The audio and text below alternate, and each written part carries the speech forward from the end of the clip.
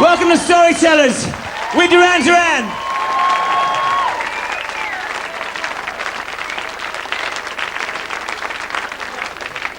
Aren't you guys supposed to be sitting down? Oh no, I like the standing up thing. It's like church. When we play something slow, you sit down. Occasionally, you can kneel. I was going to say, when we talk, you kneel. Yeah. It's a shame about the next number then, really, isn't it? This next song is actually the oldest existing Duran Duran song to have been released on vinyl at the time. And out of all the songs we have, I think this one has probably been used more as a newspaper headline or a magazine byline or for advertising. Or in a catwalk. There you go. And it's a song called Girls on Film. Now, I've got to tell you, when we first recorded this at Air Studios, we had this manager called Paul Barrow, and Paul had just got a new camera.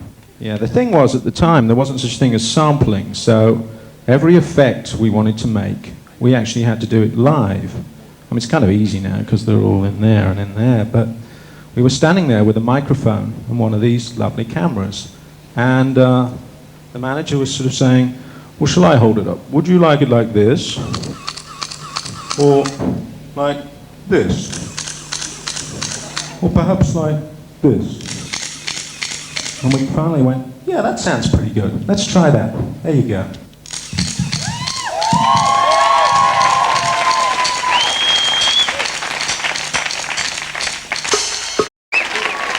Thank you. Have you got a little story for us, Simon? No, it's Hungry Like the Wolf, and I haven't got anything to say about it whatsoever, apart from the fact it's Hungry Like the Wolf. Have you? Should we just make something up? Let's do a stream of consciousness thing. Wait. Okay. Once upon a time, there was a band. Yeah. And they were abducted by aliens. Who then took them to the planet Zorg, where they invested very heavily in local mining. And they all had extremely large record collections. The problem was they hadn't been doing much writing while they were there on this planet, so they came up with a little plan. Which was to, in fact, leave the planet and return to Earth, where they would invest in something completely different, which was, in fact, Mick Jagger's catalogue. So instead, they wrote this song called Hungry Like the Wolf. There you go. Cool.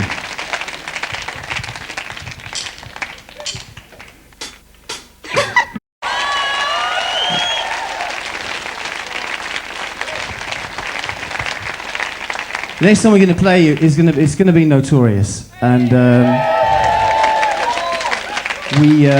well, Nick, you tell them a little bit about Notorious. What do I remember about Notorious? Well, it was at the time when we lost a couple of our tailors. To lose one tailor and to lose two is, you know. Anyway, we were in New York City recording with Nile Rodgers, because we decided we were going to get ourselves a funk guitarist, and, you know, you can't do any better than that. So I said to Niall one day, you know all those funk chords you play on the guitar, how the hell do you play those on the keyboard? Because I don't really play funky keyboards. So he was sort of playing like that, and I was looking at his fingers thinking, wait a minute. I'm not Niall, by the way. He's not moving much here. So I said, show me, and I couldn't believe it when he actually showed me on the keyboard. Kind of went like that. I thought, this funk stuff's kind of simple. I could get into this a little bit. So we started this jam, and it actually became Notorious. It was at a time when we were plundering Alfred Hitchcock's catalogue. So we'd already had Vertigo, and we thought, you know, we may as well have Notorious. And that was it, really. Oh, by the way, if you feel like doing a little bit of singing along with us, you're absolutely welcome to. It's got this kind of Notorious, right? If you can handle that, I would be really, really happy. Thank you.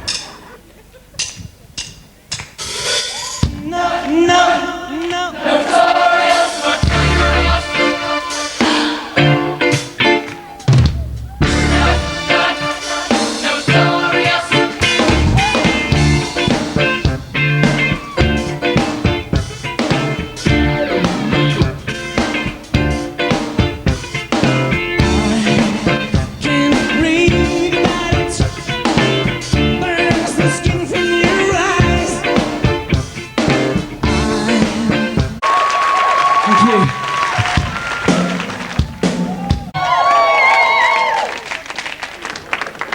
The only story about this one is that I was obsessed by a song in the 70s when I was a little boy called If You Could Read My Mind, Love. Does anybody know that song by Gordon Lightfoot?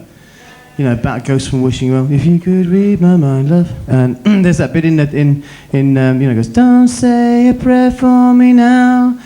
Well, it kind of comes from that bit, and you won't read that book again. It actually inspired two songs, two Duran Duran songs, and this is one of them. This is Save a Prayer.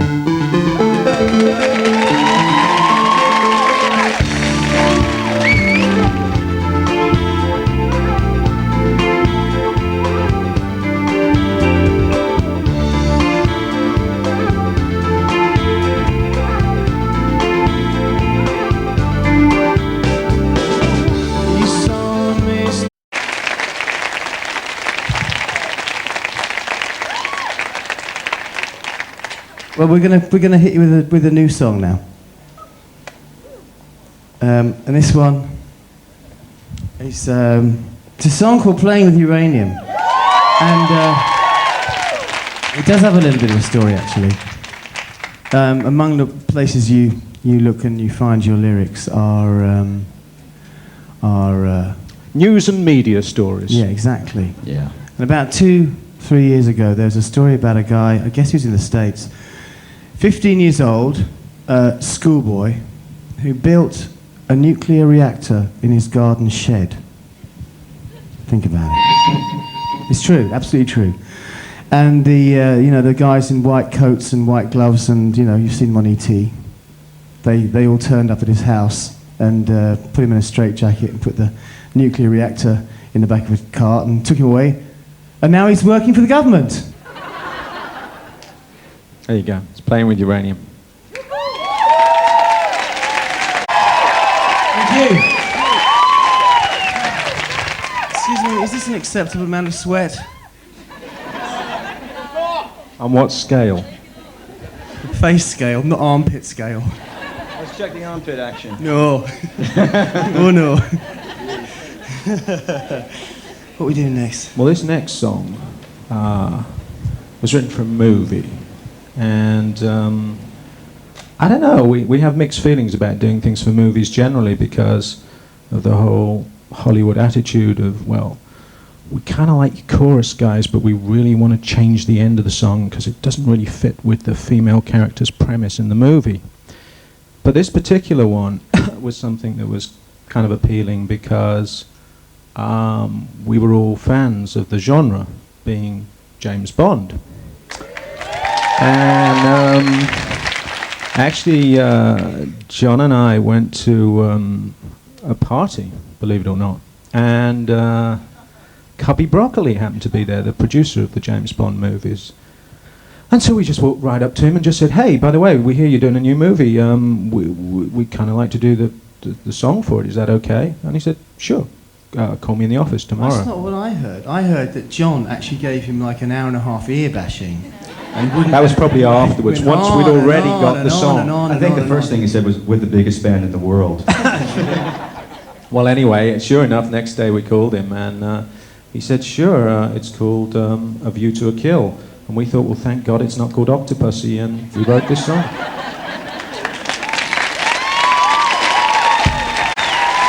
Now that ever is gone, Duran Duran is the best. Rock and roll in the world. You don't believe me? Come back after this commercial and they will prove. I tell you. Sometimes there's a magical moment when all your ideas that you put into a song and the way it sounds and what it means in that particular place all come together. And that really happened for us with this song, which is Ordinary World, when we played it in Belfast about 3 years ago, 2 or 3 years ago, I guess it was. And 2 years ago, 2 Christmases ago. And it kind of made so much sense there because the song is really about trying to leave behind all the trouble in your life and find something ordinary to hang on to, something that makes sense. And since then, we've always dedicated this song to peace all over the world, whether it's in Northern Ireland, whether it's in the Caucasus or in Africa, because peace is much harder to achieve than war. It's the hardest thing. And anybody who's trying for that deserves as much help and as much goodwill from everybody else in the world. So for all you peacemakers everywhere, this song's for you. It's Ordinary World. Thank you. We're going to do a song which is it's the title track of our new album. The album's called Pop Trash, by the way.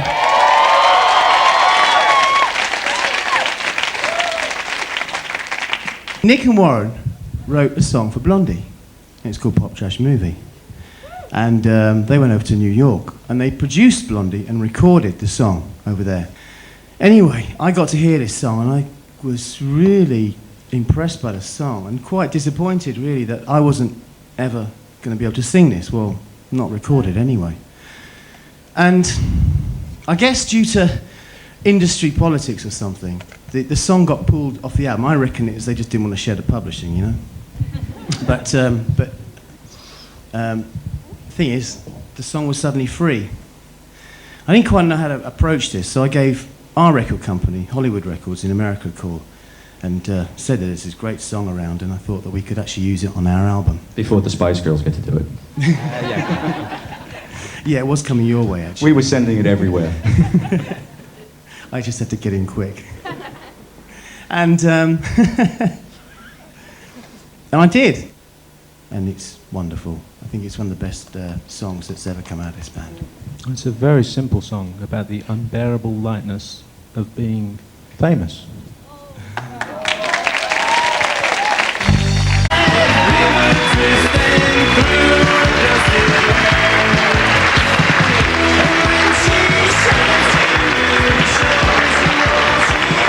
We've had an amazing ride.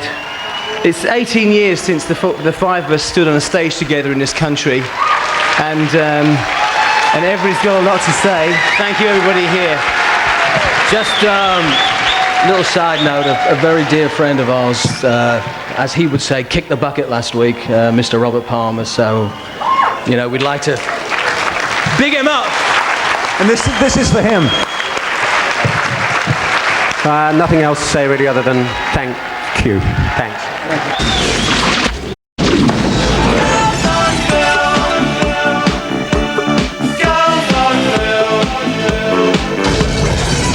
Her name is Rio and she dances on the sand. But I won't cry for yesterday. There's an ordinary world. I think Duran Duran deserve another round of applause, don't they? Duran Duran!